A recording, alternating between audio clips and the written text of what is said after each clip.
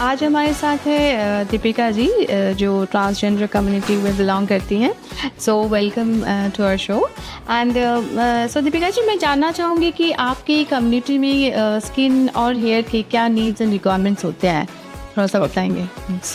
हाय नमस्कार, मेरा नाम दीपिका है और मैं एक नेशनल ट्रांसजेंडर एक्टिविस्ट हूँ और ट्रांसजेंडर कम्युनिटी के लिए बहुत सालों से काम कर रही हूँ। जैसा आपने बोला कि किस तरह की स्किन और हेयर रिलेटेड रिक्वायरमेंट्स होती हैं कम्युनिटी की, सो जनरली स्पेसिफिकली अगर हम बात करें, ट्रांस वुमन कम्युनिटी को बहुत ज़्यादा ज़रूरत होती है। ट्रांस मैन कम्युनिटी के लिए स्पेसिफिक अगर हम बात करेंगे तो बहुत ज़्यादा ऐसे रिक्वायरमेंट नहीं होती है, बट मैं उसके ऊपर सबसे पहले बात करती हूँ क्योंकि वो छोटी बात है। तो वो छोटी बात इस तरीके से है कि उनको अक्सर ज़रूरत होता है कि उनके बॉडी में हेयर ग्रोथ आए। उसके लिए वो मेडिसिन लेते हैं जिससे उनकी हेयर ग्रोथ आना शुरू होती है, और वो मेडिसिन जिसको हम बोलते हैं हार्मोन रिप्लेसमेंट थेरेपीज। तो वो मेडिसिन लेके, वो दवा लेके उनके बॉडी में वो चेंजेस आते हैं जिससे हेयर ग्रोथ आना शुरू होती है। बट उसके बावजूद भी उनको अपने बियर्ड और अपने बाकी बॉडी के हेयर्स की ग्रोथ ज़्यादा आना ऐसा इच्छा रखते हैं और ऐसी चीज़ों को वो पसंद करते हैं। तो वो करने के लिए कई बार उनको नहीं आता है। तो कुछ लोग ऐसा सोचते हैं और मुझे लगता है कि डॉक्टर्स के साथ कंसल्ट कर सकते हैं। जैसे जिस क्लिनिक में आज हम बैठे हैं, स्किन प्राइड, तो स्किन प्राइड जैसे क्लिनिक्स में आ सकते हैं, बात कर सकते हैं कि अगर उनको कहीं ट्रांसप्लांटेशन कराना है या फिर किसी और तरह का इंजेक्शन, ट्रीटमेंट, मेडिसिन देने की ज़रूरत है, वो हम कर सकते हैं। पहली चीज़। रही बात दूसरी ट्रांस वुमन की। ट्रांस वुमन के बारे में अगर हम बात करेंगे तो ट्रांस वुमन का सबसे पहला रिक्वायरमेंट होता है जब उनकी एज बड़ी होने लगती है, 18, 19, 20 साल, जब वो अपनी फेशियल हेयर्स को देखती हैं तो उनके अंदर एक इच्छा आती है कि उनके स्किन, जो फेशियल स्किन है, वो उनकी मदर या उनके सिस्टर जैसी क्लीन होनी चाहिए, जिस पे हेयर्स ना हो। और ऐसा करने के लिए रिकमेंडेशन यही है कि एक अच्छे डर्माटोलॉजिस्ट के पास जाना चाहिए जो स्किन प्राइड क्लिनिक के अंदर हैं, और उनके पास जाकर अपने फेशियल हेयर रिमूव करने के लिए लेज़र ट्रीटमेंट लेना चाहिए।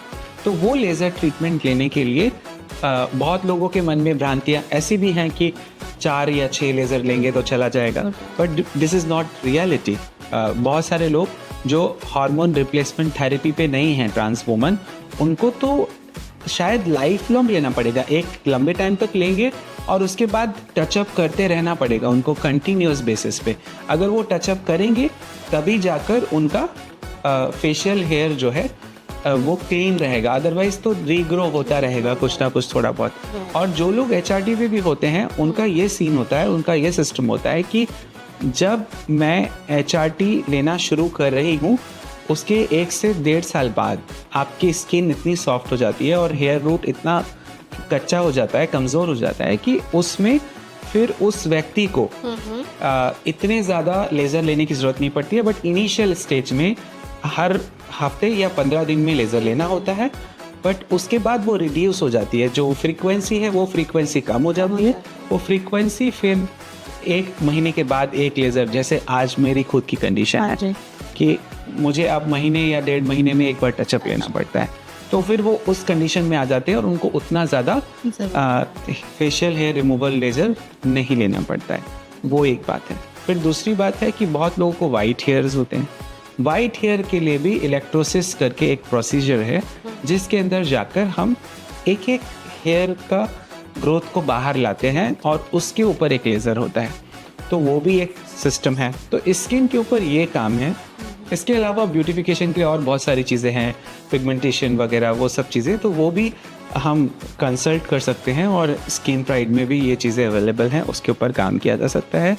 मगर जैसे ही कोई व्यक्ति ट्रांस वुमन कम्युनिटी से है, अगर वो HRT, जिसको हार्मोन रिप्लेसमेंट थेरेपी कहते हैं, अगर उस पर है तो ऑब्वियसली एक नेचुरली उसके स्किन में चेंजेस आना शुरू हो जाते हैं। तो वो भी स्किन का एक अल्टीमेट काम करता है कि स्किन के ऊपर काफ़ी बदलाव लाता है।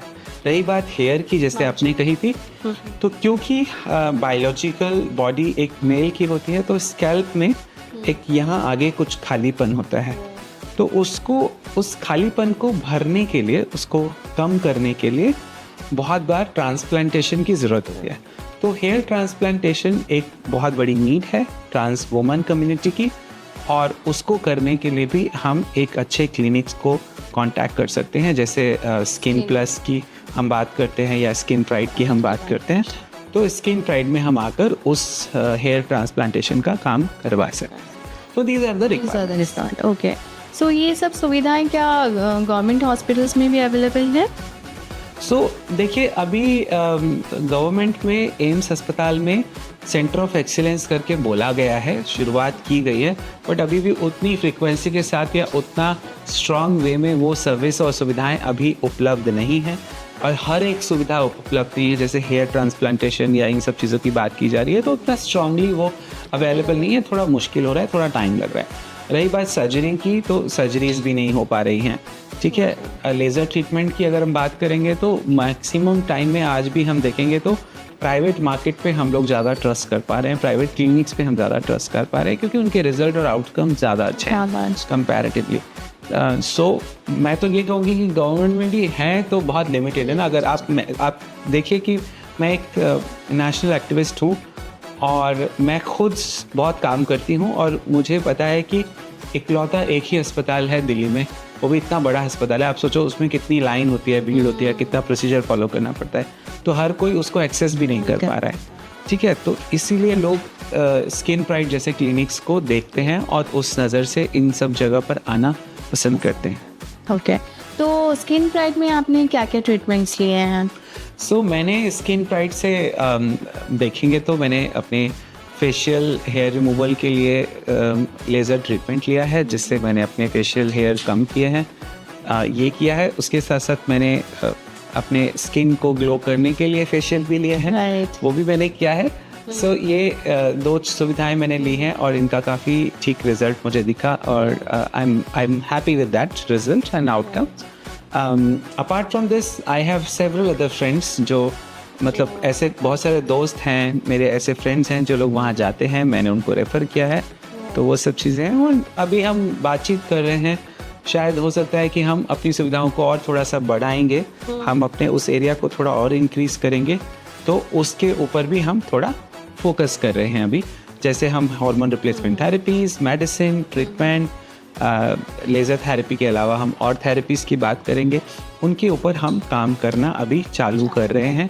और मुझे लगता है कि हम इनको और एक्सपेंड करेंगे, और कम्युनिटी में जो कहते हैं ना कि सबसे आखिरी वाला जो व्यक्ति है, वहाँ तक सुविधा पहुँचाने की कोशिश करें। तो ये चीज़ के ऊपर हम काम करेंगे। तो आप मतलब फुल्ली सेटिस्फाइड है स्किन प्राइड से, और आप हर एक को रिकमेंड करेंगे? Yes, right.